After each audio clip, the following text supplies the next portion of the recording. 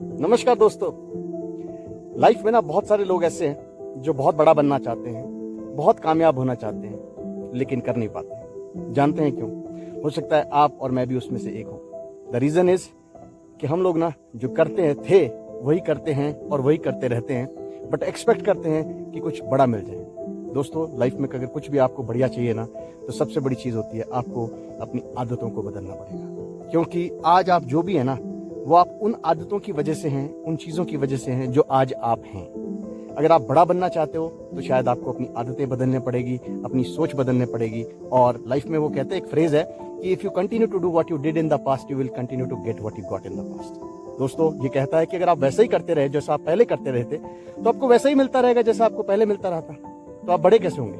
इसलिए दोस्तों, जीवन में अगर आपको बड़ा होना है ना, तो आपको सबसे बड़ी चीज आपको ये करनी होगी कि अपनी आदतों को चेंज करना पड़ेगा, सोच को बड़ा करना पड़ेगा। दोस्तों, एक कहानी बताता हूँ, बहुत बढ़िया कहानी है। दो दोस्त हुआ करते थे। तो दोनों दोस्त क्या बड़ी आपस में उनकी बहुत अच्छी दोस्ती थी। तो एक दोस्त जो था वो दूसरे दोस्त को बहुत फॉलो करता था। तो क्या होता है, एक दिन दोनों दोस्त जो हैं वो जाते हैं समंदर में। तो जब वो समंदर में चले जाते हैं, समंदर के किनारे चल रहे होते हैं, तो उन्हें ना शंख दिखते हैं, छोटे भी बड़े भी। बड़ा शंख एक दिखता है। तो वो क्या होता है कि जो बड़ा लड़का होता है ना, वो बड़े वाले शंख को ले लेता है और दूसरे वाले को कहता है, चल हम शंख ढूंढते हैं और इसे बाजार में बेचेंगे। तो दूसरा वाला लड़का कहता है, चलो अच्छी बात है। तो बड़े वाले लड़का, जो छोटे वाला लड़का होता है, वो देखता है, यार इसको तो बड़ा शंख मिल गया है, तो मैं बड़ा ही शंख ढूंढता हूँ। तो दूसरे वाला जो लड़का जिसको बड़ा शंख मिल गया था, उसने सोचा, चलो यार कोई बात नहीं, बड़ा मिल गया है, जो मर्जी अब मिल जाए, छोटे भी मिल जाए तो मैं छोटे भी रख लूंगा।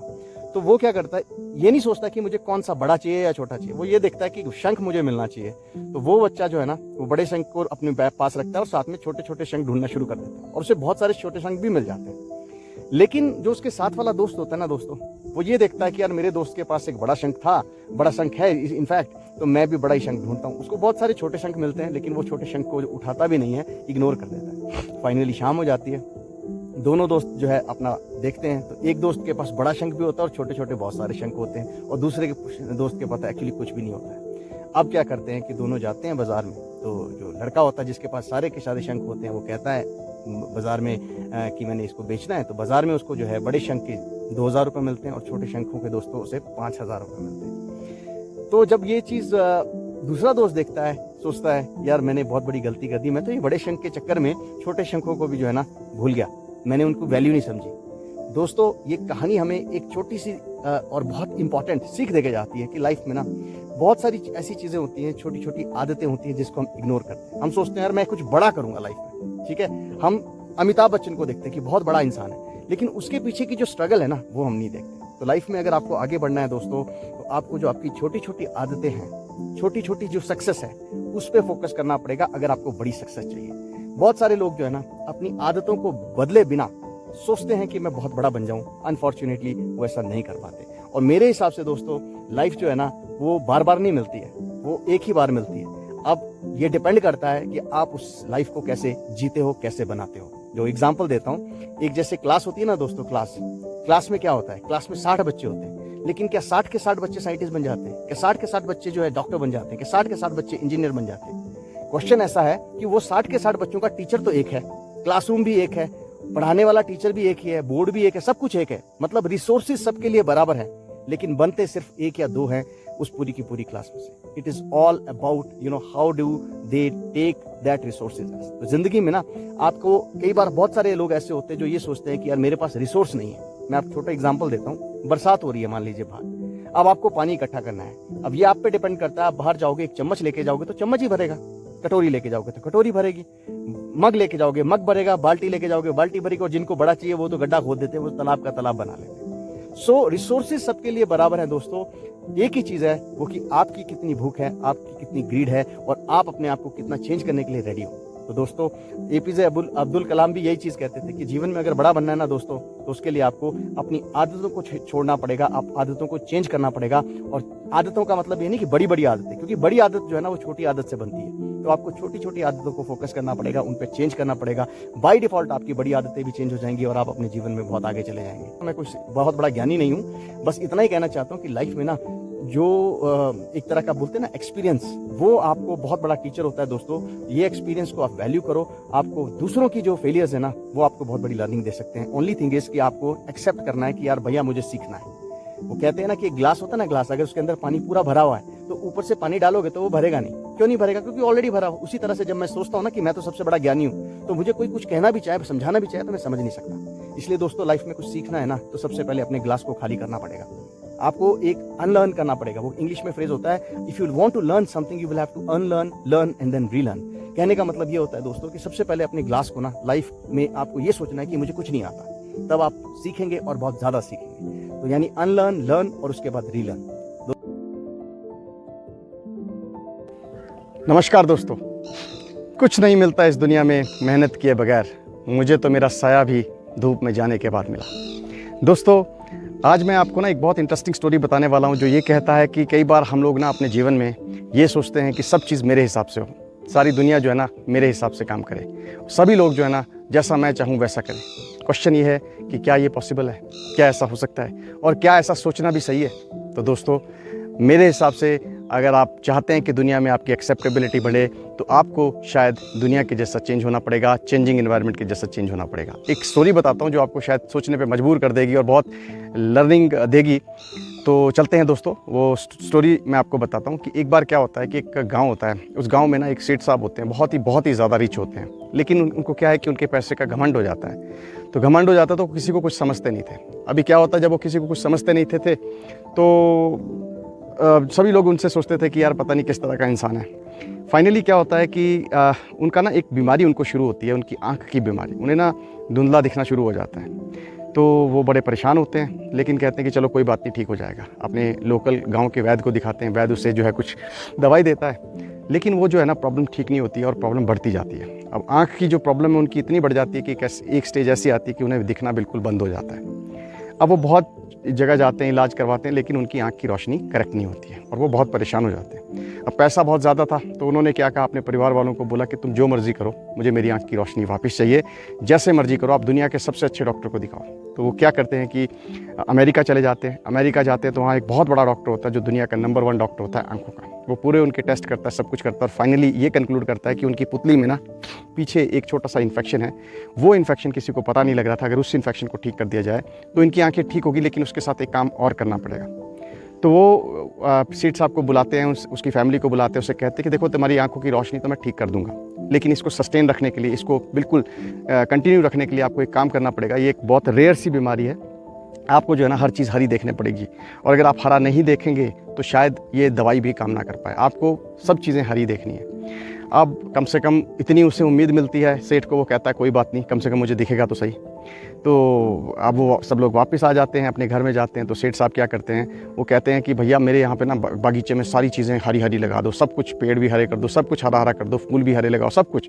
तो पूरा का पूरा बागीचा हरा कर देते हैं। और सुबह से शाम तक ना वो जो सेठ साहब है वहीं बैठे रहते हैं, देखते रहते हैं, हरा हरा सब कुछ देखते रहते हैं। एक दिन गुजरता है, 10 दिन गुजरते हैं, महीना गुजर जाता है, लेकिन सेठ साहब जो है ना बोर हो जाते हैं। बोलते हैं अब भाई मेरा तो काम धंधा सब चौपट हो गया, मैं क्या करूँ, कितना मैं हरे में बैठूँ। उनको ना एक आइडिया आता है। घर वाले बोलते हैं, उनके साथ बैठते हैं, वो घर वालों के साथ डिस्कस करता है। तो घर वाले कहते हैं कि चलो एक काम करते हैं, घर की हर चीज़ हरी कर देते हैं, ठीक है, कम से कम आप काम तो कर सकोगे। तो बर्तनों से लेकर, घर के दीवार से लेकर, बेड से लेकर, चादर से लेकर, पर्दों से लेकर, हर चीज़ जो है ना वो हरी कर देते हैं। क्यों करते हैं कि भैया इसका इलाज हो जाए और ये ठीक हो जाए, ठीक है। अब सारा घर जो है हरा हो जाता है, अंदर बाहर बागीचा सब चीज़ हरी हो जाती है ना। तो फाइनली क्या होता है कि सेठ का काम थोड़ा बहुत चलने लगता है, सेठ भी ठीक हो जाता है, मतलब ओवरऑल इम्प्रूवमेंट आती है। अब क्या होता है कि उनके घर में ना एक रिश्तेदार आता है, बहुत दूर से, बट बहुत समझदार और बहुत लर्नेड वो आदमी था। तो आता है, तो आने के बाद जब वो घर के अंदर आता है तो देखता है यार ये तो सेठ साहब की गाड़ी भी हरी है, बगीचा भी हरा है, घर की दीवार भी हरी है, हर चीज़ हरी है, ऐसा क्यों। बड़ा सोचता है, लेकिन जब वो उनके पास आता है, नमस्ते नमस्ते करता है, सबसे मिलता है, सेठ जी को बोलता है कि सेठ जी मुझे एक चीज़ बताओ, आपको हुआ क्या, ये सब चीज़ें आपने हरी कर दी। तो सेठ जो है ना वो उसे पूरी बात बताता है कि ऐसे ऐसे मेरे को बीमारी बढ़ी, मैंने बहुत लोगों को दिखाया, फाइनली मैं अमेरिका गया, डॉक्टर ने मुझे इन्फेक्शन की दवाई दी, बहुत कुछ हुआ, और उसने मुझे कहा कि हर चीज़ को हरा कर दो, इसलिए जो है मैंने हर चीज़ को हरा कर दिया। तो वो जो समझदार इंसान होता है ना, वो थोड़ा सा मुस्कुराता है और कहता है यार इतनी सी बात थी और आपने ये सब इतना बड़ा काम कर दिया, इसका तो सोल्यूशन मेरे पास है। अभी क्या परिवार वाले भी बैठे होते हैं और सेठ साहब भी बैठे होते हैं, उनको ना बहुत गुस्सा सा आता है कि यार ये तो हमें कह रहा है कि मैं बड़ा मूर्ख इंसान हूँ या कुछ इस तरह से। तो वो बड़ा गुस्सा करते हैं, बोलते हैं ऐसा नहीं कहो, पर चलो कोई बात नहीं, तुम बताओ ऐसा क्या किया जा सकता था कि जो इतनी सारी चीज़ें जो है हरी नहीं करते तो मुझे दिखता कैसे। जानते हैं आप क्या कहा उस समझदार इंसान ने? बहुत सिंपल सी चीज़ कही, उसने कहा कि मैं ना इसका इलाज 100 रुपये में कर सकता था। अरे सब लोग अचंभित हो जाते हैं कि यहाँ लाखों खर्च दिए और ये बात कर रहा है कि 100 रुपये में इलाज कर देता। तो दोस्तों उससे पूछा उन्होंने कि ऐसा क्या करते थे। जानते हैं आप उसने क्या कहा? उसने कहा कि मैं कुछ नहीं करता, मैं सिर्फ एक 100 रुपये का हरे रंग का चश्मा लेके आता और आपको पहना देता। तो दुनिया की हर चीज़ आपको हरी लगती। माय गॉड, ये सब चीज़ें सुनकर ना परिवार वाले, सेठ जी बहुत ज़्यादा मतलब परेशान होते हैं कि देखो यार, ये बात हमारे दिमाग में नहीं आई और ये चीज़ इस इंसान ने हमें कितने अच्छे तरीके से समझा दी। दोस्तों ये छोटी सी कहानी है, लेकिन ये क्या कहती है कि लाइफ में ना हम लोग क्या सोचते हैं कि हम अपने तरीके से सारी दुनिया को बदल दें, जैसे सेठ ने किया, क्योंकि उसको अपने तरीके का हरा रंग चाहिए था तो वो पूरी दुनिया को हरा करना चाहता था। क्या वो पॉसिबल था? इनफैक्ट वो पॉसिबल कुछ हद तक हो गया, लेकिन उसने उसकी सेठ की ही दिक्कतें बढ़ा दी, परिवार की दिक्कतें बढ़ा दी। तो दोस्तों जीवन में ना अगर हम ये सोचते हैं कि दुनिया वाले सब मेरे जैसा करें या दुनिया मेरे जैसी हो जाए, तो शायद हम गलत सोचते हैं, क्योंकि कोई किसी के हिसाब से नहीं बदलता दोस्तों। हमें समय के हिसाब से बदलना चाहिए। और अगर हमें कोई चीज़ किसी की नहीं पसंद आ रही है तो 2 ही चीज़ें हैं, या तो उसे इग्नोर कर दो या वो उस इंसान को छोड़ दो, या वो जगह छोड़ दो, वो चीज़ छोड़ दो। इसलिए दोस्तों मैं यही कहता हूँ हमेशा कि लाइफ में कुछ नहीं मिलता जीवन में मेहनत किए बगैर। हमें तो अपना साया भी धूप में जाने के बाद मिला। नमस्कार, आज का मेरा वीडियो इस टॉपिक पर है, नामुमकिन को मुमकिन आप कब बनाते हो। आज हम सचमुच कुछ शानदार चीज़ के बारे में बात कर रहे हैं, असंभव को संभव बनाना। क्या आपने कभी सोचा है कि ऐसा कब होता है? खैर, आप अब सही जगह पर हैं। आइए एक साथ गोता लगाएं और पता लगाएं इस कहानी को सुनकर कि हम नामुमकिन को मुमकिन कैसे बनाते हैं। आज की जो कहानी है वो 2 बच्चों पर निर्धारित है। ये 2 बच्चे थे, एक छोटा और एक बड़ा। साथ में खेलते थे, साथ में खाते थे। छोटा वाला 8 साल का था, बड़ा वाला 14 साल का था। एक दिन खेलते खेलते बड़ा बच्चा जो है वो कुएं में गिर गया। जब वो कुएं में गिर गया तो चिल्लाया, बचाओ बचाओ बचाओ। छोटे बच्चे ने देखा, चारों तरफ देखा और उसे कोई नहीं दिखा। उसने कुएं में देखा कि बच्चा डूबने की कगार पर है, तो उसे कुछ ध्यान नहीं आया। तो उसने चारों तरफ देखा तो उसे एक बाल्टी दिखी। जब उसे वो बाल्टी दिखी तो वो बाल्टी उसने सोचा कि मैं इसको कुएं में डाल देता हूँ। जब उसने वो बाल्टी को कुएं में डाला तो उसने अपनी पूरी कोशिश लगा ली, अपना पूरा दम लगाया और बड़े बच्चे को खींचने की कोशिश की। करते करते वो बच्चा जो है उस बाहर निकल ही गया। किसी तरह से उस छोटे बच्चे ने उस बड़े बच्चे को बाहर निकाल दिया। जैसे वो बाहर निकला तो दोनों ने सेलिब्रेट किया, बहुत खुश हुए दोनों। लेकिन एक बात से डर गए कि अब गाँव में किसी को पता लगेगा कि हमारी ये शरारत थी तो हमें वो सब लोग डांटेंगे। अब गाँव वालों का डर उनके दिमाग में बैठा हुआ था। लेकिन जब गाँव वालों को ये बात किसी तरह से पता लग गई तो गाँव वाले घबराने लग गए और गाँव वालों ने पूछा कि भैया ऐसा नहीं हो सकता क्योंकि ये तो छोटा बच्चा है। तो वहाँ पे जो बड़ा एक बाबा जी थे उन्होंने बोला नहीं नहीं ऐसा हो सकता है। गाँव वाले बड़े अचंभे में आ गए। उन्होंने सोचा अगर बाबा जी बोल रहे हैं तो शायद हो सकता है ऐसा हुआ हो, लेकिन किसी को इस बात का विश्वास नहीं हो रहा था। तो वो सभी लोग चल पड़े और कहने लगे, बाबा जी एक बार बताइए आप कैसे कह रहे हो कि ये छोटे बच्चे ने इस बड़े बच्चे को कुएं से निकाला। तो बाबा जी ने कहा ये तो बहुत सिंपल है। जब बच्चा डूबा उसने बाल्टी फेंकी और अपनी बाल्टी से पूरा दम लगा के उस बच्चे को निकाल दिया। ये तो बहुत सिंपल है। गांव वाले सब परेशान हो गए। तो बाबा जी ने ये कहा कि ये कैसे कर पाया? तो वो इसलिए कर पाया, बाबा जी ने एक ही जवाब दिया। वो कहा कि जिस वक्त ये छोटे बच्चे ने उसको निकाला, उसको बाहर निकाला, उस वक्त दूर दूर तक कोई नहीं था जो उसे बताने के लिए कि तुम ये नहीं कर सकते। तो जीवन में अगर हमारे को नेगेटिव लोग नहीं मिलेंगे, अगर हम पॉजिटिव सोचेंगे तो पॉसिबिलिटी कि हम इम्पॉसिबल भी कर पाए। क्योंकि देखिए लाइफ में अगर लोग, सबसे पहले तो लोग ही मना करते कि ये नहीं हो सकता। आपको उस चीज़ से बाहर निकलना है कि क्यों नहीं हो सकता, हो सकता है। वो कहते हैं ना कि necessity is the mother of invention, ज़रूरत आविष्कार की जननी होती है। इसीलिए लाइफ में कभी भी अगर आपको कोई प्रॉब्लम हो, कुछ हो, तो नेगेटिव नहीं सोचना, नेगेटिव नहीं देखना, सिर्फ अपने पे विश्वास रखना और उस चीज़ को करना। Thanks.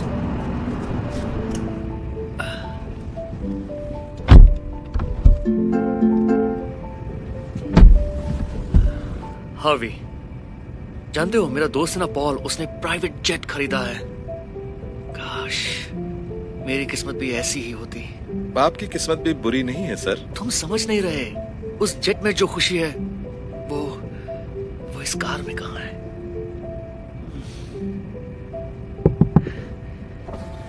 हेलो सर, बस यही पूछना था कि क्या ये नई रोल्स रॉयस है? ये कार तो मेरा सपना है। हाँ, नई वाली है। कसम से अगर ऐसी कार मेरे पास होती तो मजा आ जाता, लेकिन मेरे पास तो खटारा है।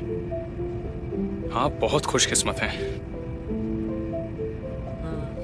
चलता हूं, देर हो रही है। बात करने के लिए शुक्रिया। एक बात कहूं हार्वी, शायद तुमने ठीक कहा। मेरी किस्मत बुरी नहीं है यार, सच में। हमारे पास जो है हमें उसी में खुश रहना सीखना चाहिए, उसका शुक्र मनाना चाहिए।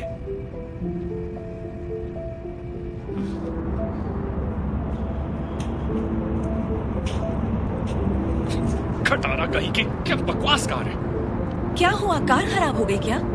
नहीं, खराब तो नहीं हुई, बस इस खटारा से पक गया हूं। कहाँ ये और कहाँ रोल्स रॉयस। कम से कम तुम्हारे पास कार तो है, मुझे तो बस लेनी पड़ती है। मेरे पास ऐसी कार होती तो क्या बात होती। अच्छा चलती हूँ, बस के लिए देर हो रही है। आई होप तुम्हारा दिन अच्छा रहे। वाह, ऐसी कार भी नसीब वालों को मिलती है। रुको, नहीं रुको, रुको। अब क्या करूं? फिर से मिस हो गई बस। हे, सब ठीक है ना? हाँ, मेरी बस मिस हो गई और इसलिए बहुत गुस्सा आ रहा है। काश मेरे पास ये कार होती। मैं हर रोज 32 किलोमीटर साइकिल चलाकर घर जाता हूँ क्योंकि बस टिकट के पैसे नहीं है। वाह, 32 किलोमीटर रोज इतनी साइकिल चलाते हो? हाँ, काश मैं भी आराम से बैठकर घर जाता। खैर कोई नहीं, जो पास में उसी में खुश रहो। शायद बस में सफर करना इतना भी बुरा नहीं है। ओफो, इसने तो परेशान कर दिया है। रोज रोज मैं इस साइकिल पर घर नहीं जा सकता। बेटा, तुम ठीक तो हो ना? हाँ, मेरे पास बस में जाने लायक पैसे नहीं, साइकिल पर थक जाता हूँ। हाँ, पर जरा सोच कर देखो, तुम्हारे पाँव तो चल रहे हैं, इससे बड़ी बात क्या होगी? ओह, माफ कीजिए, आपकी हालत देखकर वाकई मुझे बड़ा अफसोस हो रहा है। कोई बात नहीं, जिंदगी ने जो मुझे दिया है मैं उससे खुश हूँ, भले ही मैं अपने पैरों पे खड़ी नहीं हो सकती। एक बात बताएंगी मुझे, आप इतनी खुश कैसे रहती हैं?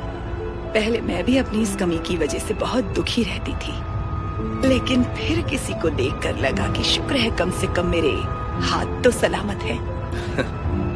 हाँ, इसीलिए तो कहते हैं ना, जो भी पास में है उसी में खुश रहना चाहिए। Thank you. खुश रहो बेटा।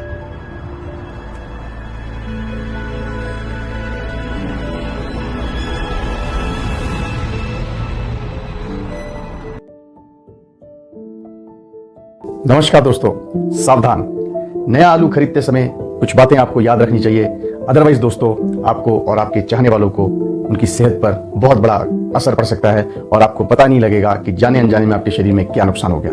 दोस्तों, कभी कभी छोटी सी लापरवाही जो होती है ना, ये हमारी सेहत के लिए बहुत बड़े खतरे का कारण बन जाती है। और सोचिए, अगर हमारे घर के सबसे आम और पसंदीदा जो हम वेजिटेबल यूज करते हैं, आलू में भी मिलावट हो दोस्तों, तो हम अपने परिवार को कैसे सुरक्षित रख सकते हैं। आज मैं आपको एक स्टोरी बताता हूँ, छोटी सी बात बताता हूँ, छोटी सी चीज बताता हूँ। जो एक बार एक परिवार ने सर्दियों में नए आलू खरीदने की खुशी में ढेर सारे आलू खरीद लिए, लेकिन कुछ ही दिनों बाद घर के सदस्यों को दोस्तों पेट दर्द होने लग गया, उलझन होने लगी, कंफ्यूजन होने लगी और अन्य तरह की उनको समस्याएं होने लगी। जब वे सारे के सारे डॉक्टर के पास गए तो उनको पता चला कि उन्होंने जो नया समझकर आलू खरीदा था दोस्तों, वो असल में जो था वो केमिकल से भरा हुआ था, रसायनों से भरा हुआ था।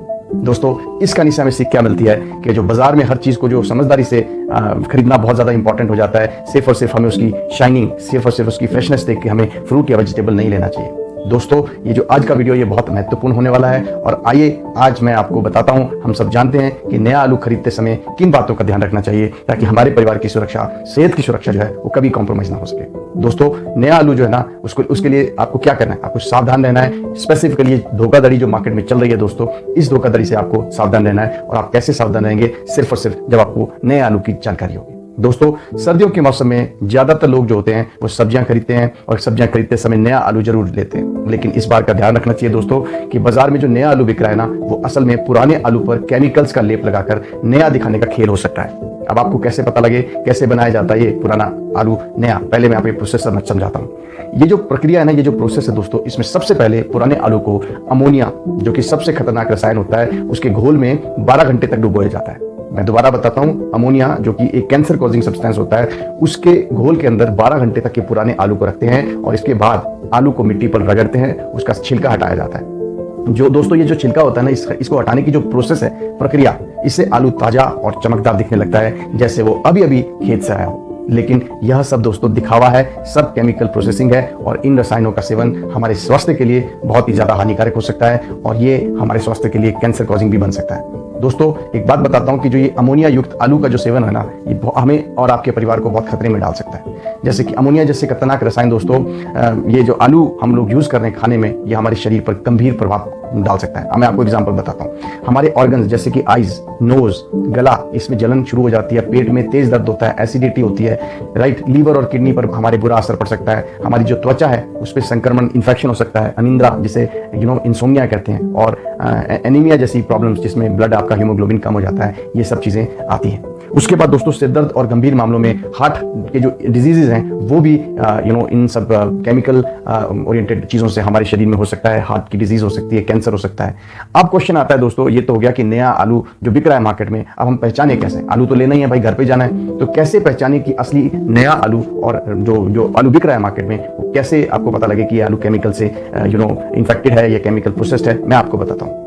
सवाल क्या उठता है दोस्तों कि ये जो धोखाधड़ी है ना दोस्तों मार्केट में, इससे बचा कैसे जाए? मैं आपको कुछ उपाय बताता हूँ आज, ठीक है, जिनसे आप अपने और अपने परिवार को सुरक्षित रख सकते हैं। दोस्तों सबसे पहली चीज क्या आपको ध्यान रखनी है, वो है सड़ने का समय। याद रखिए दोस्तों, अगर आलू जल्दी सड़ने लगे और उसका रंग बदल जाए तो समझिए उसमें केमिकल का इस्तेमाल हुआ है, और ऐसे आलू को आपको तुरंत फेंक देना चाहिए। ये नहीं सोचना चाहिए इसे कंज्यूम कर दें, क्योंकि at the end of the day वो आपके शरीर को नुकसान ही पहुंचाएगा। उसके बाद दोस्तों भरोसेमंद दुकानदार जो होते हैं ना, वहीं से जहां से आपको लगता है कि ये दुकानदार जो है प्रॉपर सब्जी खरीद के लाता है, उन दुकानदारों को पता होता है दोस्तों कि ये केमिकल प्रोसेस्ड आलू है या नहीं है, इसलिए हमेशा भरोसेमंद दुकानदारों से आपको ये आलू खरीदना चाहिए। जितने भी विश्वसनीय आपके जो रिलेशन में है ये दुकानदार, जिन पे आपको ट्रस्ट है, उन्हीं से आपको आलू खरीदना चाहिए, जो साफ सुथरे और अच्छी गुणवत्ता वाले आलू को बेचते हैं। दोस्तों तीसरी चीज, छिलके की जांच। अगर आलू का छिलका पहले से ही हटा हुआ है दोस्तों, या आलू अधिक चमकदार दिख रहा है, तो इसे ध्यान से देखें, यह पुराना आलू हो सकता है।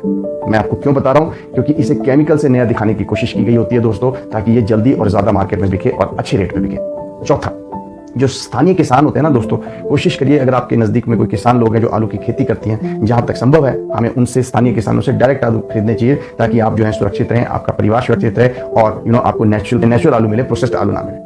उसके बाद दोस्तों हमें जो है ना कॉन्शियस रहना, सतर्क रहना, यही एक ऐसी चीज वो कहते हैं ना, prevention is better than cure.